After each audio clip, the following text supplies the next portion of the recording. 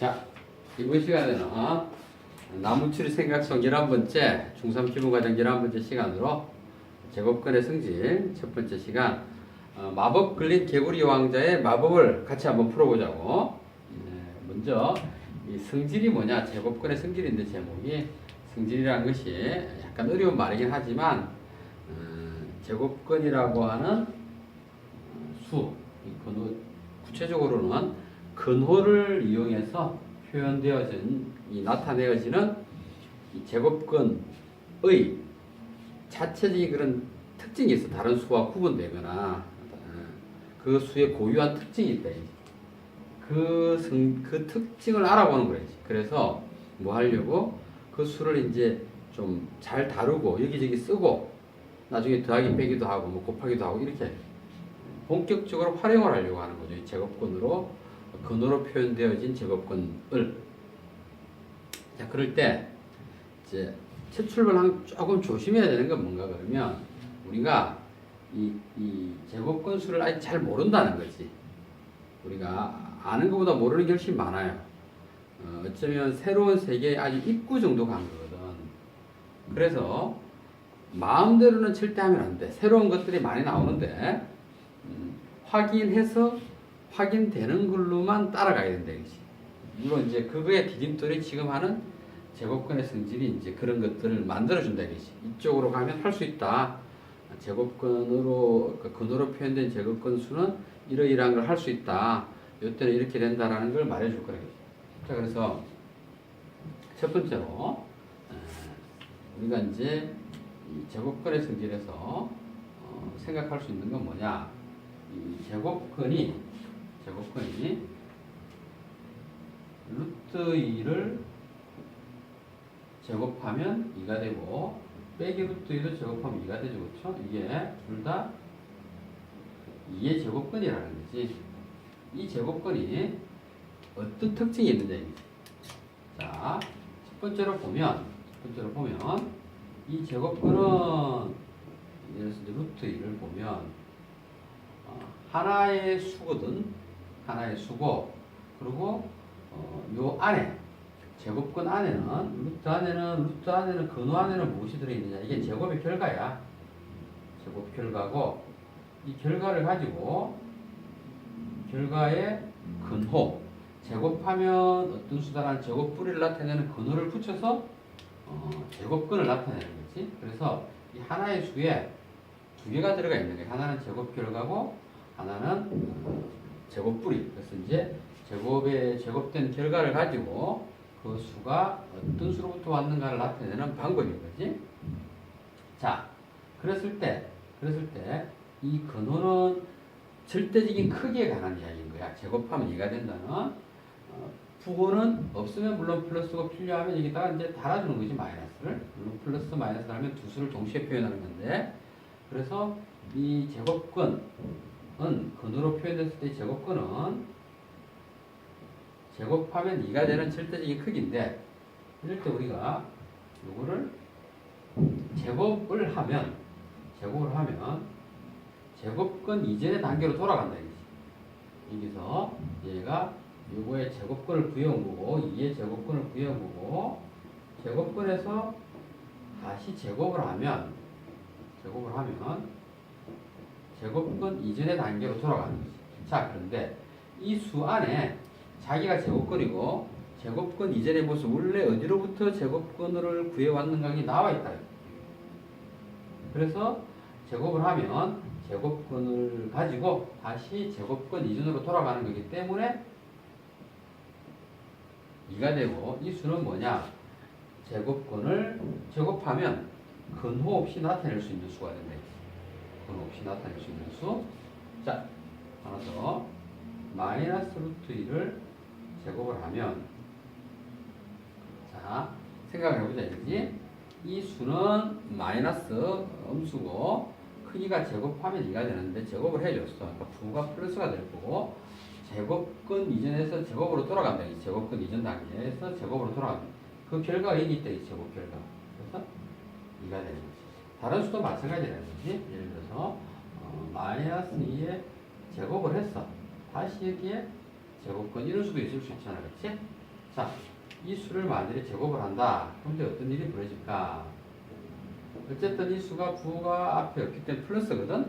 제곱한 부호가 플러스가 되고, 그 다음에 이 수의 크기는 제곱하면 빼기 2의 제곱이 되는 크기거든. 빼기 2의 제곱이 되는 크기.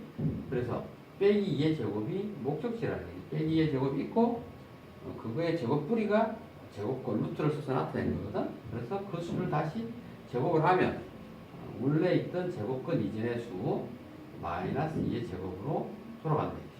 그래서 물론 이건 4가 되겠지. 그래서 제곱권 성질의 첫 번째는 제곱권은 제곱하면 제곱권 이전의 수로 돌아간다.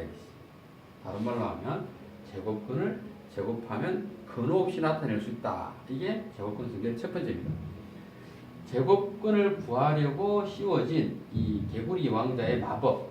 이 개구리 왕자가 이 마법 주술이 풀리는 마법을 푸는 첫 번째 방법이 바로 제곱으로 돌아가는 거예요. 제곱을 하면 다시 안에 있는 개구리 왕자가 왕자님이 되어서 나타난다. 그래서 마법 걸린 왕자님의 개구리 왕자지. 마법을 푸는 첫 번째 방법은 근호 없이 다시 왕자님으로 되돌리는 방법은 제곱으로 돌아간다. 제곱하면 제곱권 이전으로 돌아간다. 자, 이때 이제 이걸 일반적으로 설명하면 어떻게 쓰느냐? a가 0보다 클 때 루트 a의 제곱은 a다. 마이너스 루트 a의 제곱도 a다. 이렇게 씁니다. 자, 그랬을 때 이 앞부분에 구체적인 수로 갖고 설명한 이 부분과 이 a라고 하는 문자를 써서 설명한 이 부분의 차이를 간단하지만 이해를 꼭 해야 된다. 이 차이는 뭐냐? 지금 여기에서 a가 0보다 크다라는 건 두 가지를 이야기하고 있는데, 한 가지는 뭐냐? 첫 번째는 여기서 보다시피 a가 양수라는 거지. 양수라는 건 뭐냐? 양수라는 건 제곱근을 갖는 수라 이거지. 제곱근을 갖는다. 제곱근 가진다. 그래서 a가 양수다라는 말은 어떤 수가 제곱근을 가질 때 이 말인 거지. 이 말.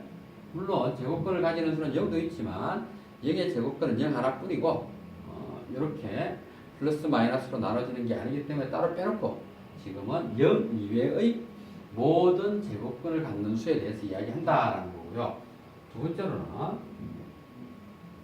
이걸 양수인데 숫자로 쓰지 않고 이렇게 a라고 쓴 건 모든 양수에 대해서 확인하는 거예요. 모든 양수에 대해서 생각한다. 제곱근을 가질 수 있는 수라면 다 생각한다. 이런 거를 일반호라고 합니다. 일반화. 그러니까 하나의 수 2나 3일 때 확인하는 거는 예를 들어서 이해를 할 수 있지만, 그러면 이게 우리가 다뤄보지 않은 수 5분의 1의 제곱근의 제곱도 제곱근 이전으로 돌아가느냐? 맞다 이거지. 또 어떻게 0.002의 루트의 제곱 또 제곱근을 제곱하면 제곱근 이전으로 돌아가느냐? 맞다 이거지. 이렇게 말을 할 수 있으려면 우리가 특정한 수들에 대해서만 확인하는 것이 아니라 모든 양수에 대해서 확인하는 이 과정이 필요하다. 이게 그 내용이라. a가 양이다.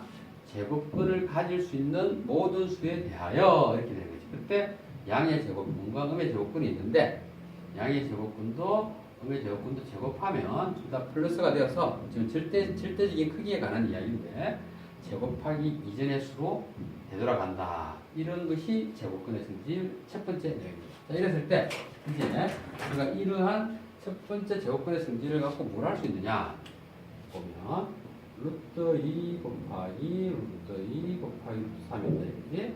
그러면 여기에서 이거는 루트 2의 제곱 곱하기 루트 3이 되고 얘는 제곱근을 제곱했으니까 제곱 이전의 수 2로 돌아가는 거지. 2 곱하기 루트 3이 되어서 2 루트 3이 된다. 또 어떤 쓸모가 있느냐? 물론 쓸모가 아주 많지만 루트 5분의 1이라고 하는 이러한 분모가 무리수인 제곱근의 수가 있다. 이게 이때 분모가 유리수가 아니라 제곱권 바깥으로 나와서 유리수가 되면 편리해요. 조금 더 다루기. 그랬을 때 이제 이 제곱권을 근호 없이 나타내려면 어떤 방법이 있을까? 이 수를 근호 바깥으로, 근호 없이 나타내려고 할 때 제곱권 성질의 첫 번째, 제곱권을 제곱하면 같은 수를 두 번 곱하는 거지. 분모 문제에는 똑같은 수를 곱해주는 건 유리수로부터 이어지던 분수의 성질. 이제 분모 문제에 0이 아닌 같은 수를 곱하기도 된다. 자, 그랬을 때 분모가 루트 5의 제곱이고 분자가 루트 5인데 이게 제곱권을 제곱했기 때문에 제곱권 이전으로 돌아간다.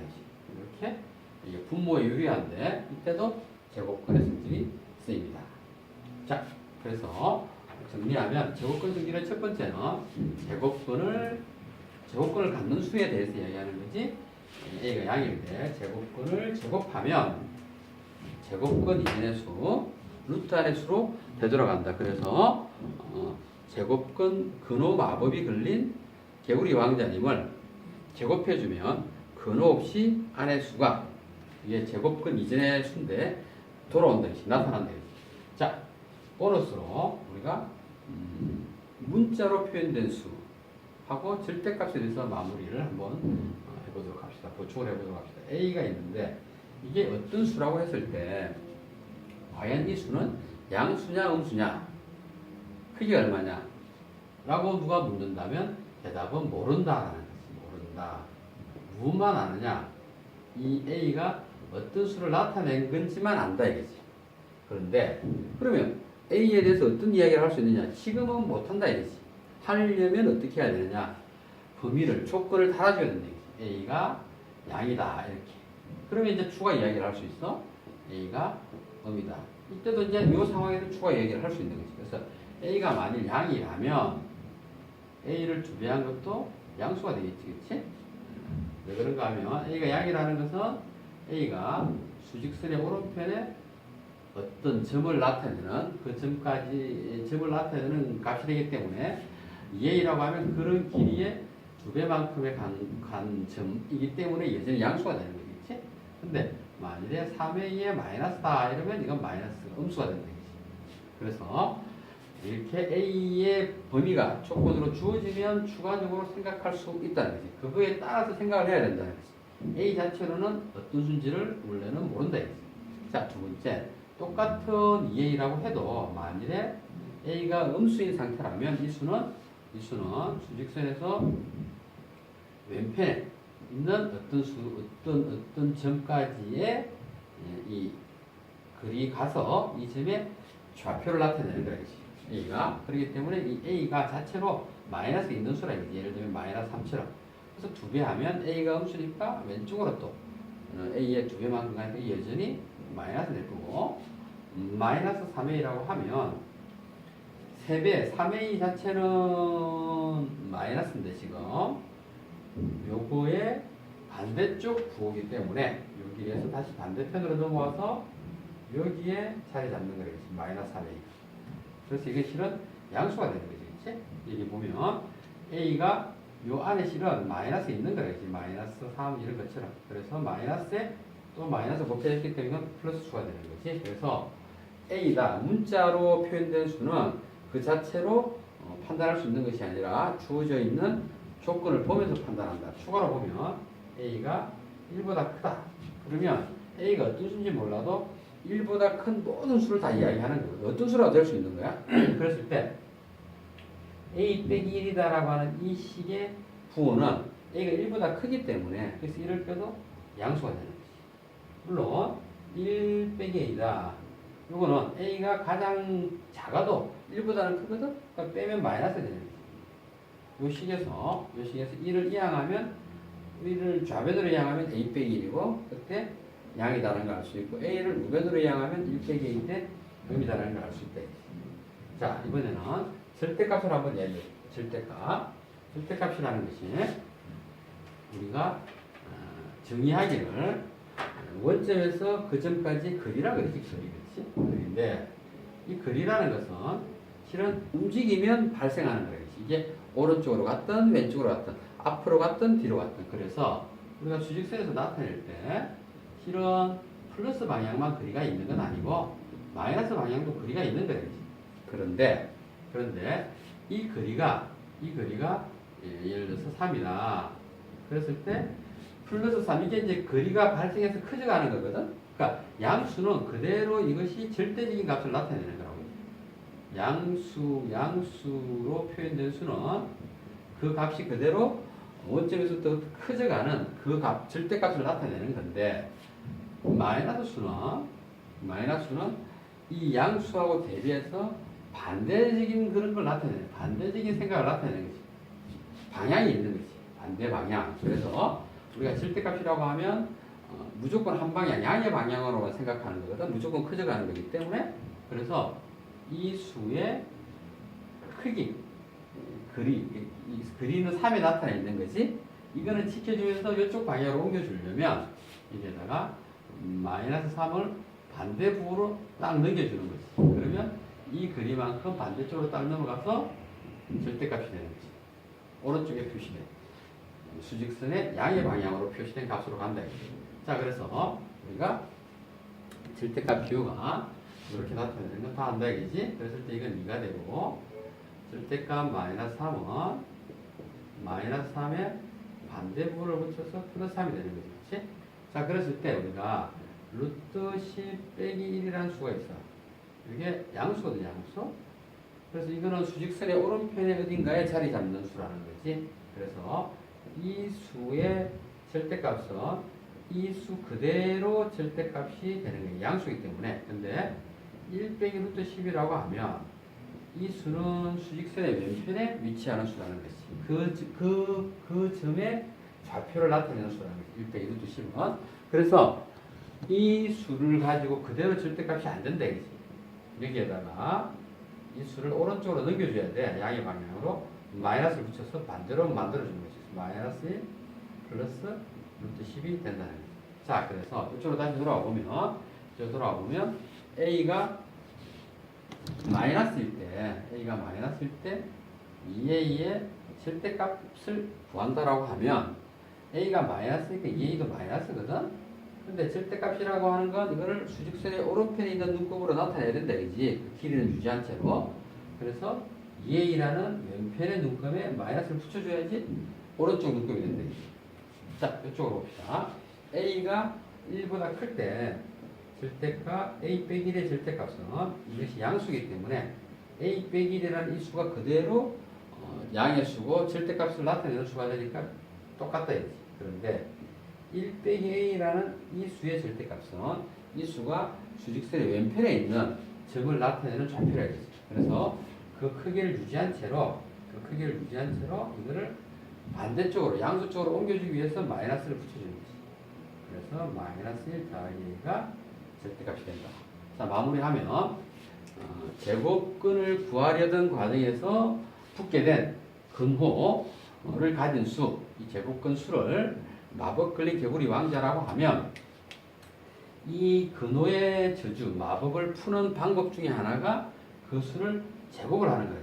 그래서 이 근호를 가진 수를 제곱하면 제곱근 이전으로, 요 안에 있는 제곱근을 구하기 이전으로 돌아간다는 것이. 그래서 제곱 근호 없이 표현을 할 수 있다라는 것이 제곱근 성질의 첫 번째고, 다음 시간에는 마법 걸린 개구리 왕자의 마법을 푸는 두 번째 비법을 같이 한번 살펴보겠습니다. 오늘 여기까지.